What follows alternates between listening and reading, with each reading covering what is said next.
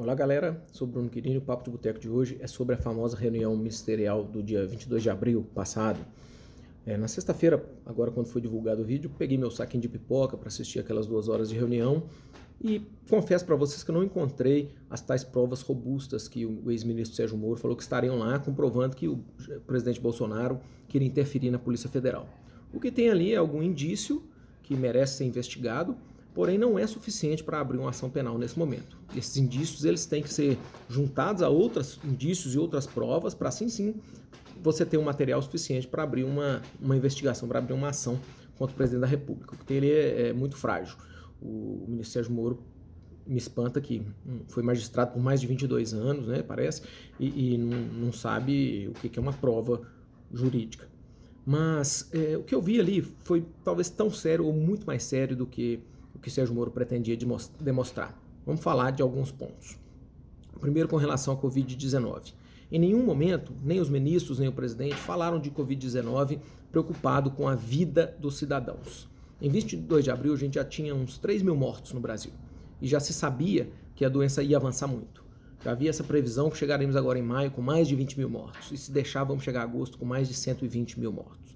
Mas nenhuma daquelas pessoas, nem o ministro da Saúde, abriu a boca para falar sobre prevenção, sobre recuperação, sobre hospitais, sobre medidas para conter o avanço dessa verdadeira peste que assola o mundo inteiro hoje.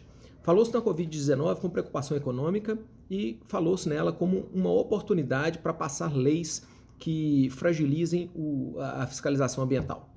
Com preocupação econômica, falou lá o Braga Neto, apresentando um projeto de recuperação econômica, ótimo que exista isso, mas parece que aquelas pessoas, as pessoas que estão em volta do presidente, elas não aplicam técnica nenhuma, é tudo ideologizado, embora eles digam exatamente o contrário. Vou dizer por quê. Se houvesse técnica, eles saberiam que o isolamento social não é a causa do problema econômico. Então não adianta você colocar programa econômico contrário ao isolamento social e sair pregando contra o isolamento social porque a economia vai mal. O que está destruindo a economia não é o isolamento, é a doença em si. E é fácil provar isso, já escrevi isso num texto agora recentemente no meu blog, na minha coluna lá no G37. Pega a Suécia. A Suécia tem mais de 370 mortos por milhão de habitantes e a economia dela está destruída. A Suécia não fez isolamento social e vai ter a mesma perda econômica de todos os países que fizeram. Então você pega os vizinhos da Suécia, todos estão com baixíssimo número de mortes e com a economia caindo. E a Suécia está com com a economia caindo e com altíssimo número de mortes. Então, do ponto de vista técnico, não faz sentido o que o governo brasileiro está dizendo. Ambiental. O ministro Ricardo Salles, do Meio Ambiente, que ao invés de defender o meio ambiente, ele faz reuniões com garimpeiros, ele quer flexibilizar tudo quanto é lei ambiental, ele diz que a Covid é uma excelente oportunidade para isso. Aproveitar que as pessoas estão prestando atenção em outra coisa e passar a boiada, que são as suas propostas legislativas. Aí você tem uma desumanidade, que é uma despreocupação e até um pouco aí de sadismo de aproveitar esse momento tão terrível para aprovar projetos pessoais. Você tem também uma despreocupação total com o meio ambiente, que deveria ser obrigação do ministro, e pior, você tem falta de técnica também. Porque, não sei se Ricardo Salles sabe, mas devastar o meio ambiente é péssimo para a economia. Então, mesmo que você não goste de árvores, não goste de água, mesmo que você não goste de ar puro, se você só tem uma preocupação econômica, você deveria preocupar com o meio ambiente. Porque os grandes fundos de investimento internacional são proibidos por seus estatutos de aplicar dinheiro em países que não têm boa legislação ambiental.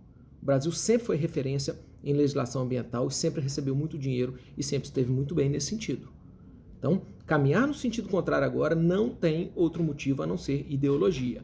Do ponto de vista ambiental, do ponto de vista econômico, é burrice passar leis que atenuam a fiscalização e a proteção ambiental. Então, Ricardo Salles, só pode justificar isso com base em ideologia. Não tem outra explicação. Desenvolvimento não se faz assim. Outro ponto muito sério foi falado pelo presidente da República, quando ele falou em porte de armas.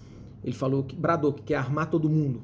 Ordenou o ministro Moro e ao ministro da Defesa que soltassem as portarias aumentando a liberdade de armas, o que aconteceu realmente nos dias seguintes. Depois, dá até para a gente pegar uma fala dele aqui, se der tempo. Mas o que o presidente colocou ali, ele assumiu que a vontade dele de armar as pessoas não é para defesa pessoal. Porque ele disse o seguinte, que se as pessoas estivessem armadas agora, elas estariam reagindo às medidas de isolamento propostas pelos governos estaduais e municipais. Ou seja, Bolsonaro quer que as pessoas se armem para fazer uma guerra civil, para desobedecer leis, para desobedecer decisões judiciais. Isso não é interpretação, isso é literal, ele falou isso. Deixa eu encontrar a fala dele aqui. Olha só, um bosta de um prefeito faz uma bosta de um decreto e deixa todo mundo dentro de casa. Se estivesse armado, ia para a rua. Aí é que é demonstração nossa. Eu quero que assine hoje essa portaria, eu quero dar um puta de um recado para esses bosta. Por que eu estou armando o povo? Porque eu não quero uma ditadura. Ora, presidente, a sua fala deixa muito claro que o senhor sempre defendeu, então, o porte de armas, a liberação do armamento, não para defesa contra bandidos, mas para que as pessoas se armem em milícias para atacar, por exemplo, um caso desse, em que são impostas medidas legais, medidas por autoridade. O senhor está propondo que as pessoas sejam armadas para investir contra as autoridades instituídas, contra as instituições. Isso é antidemocrático, isso é violento, isso é bárbaro, isso é muito grave. E ainda temos muito para falar a respeito dessa proposta de guerra civil e outras coisas que vieram depois, mas por enquanto a gente fica por aqui.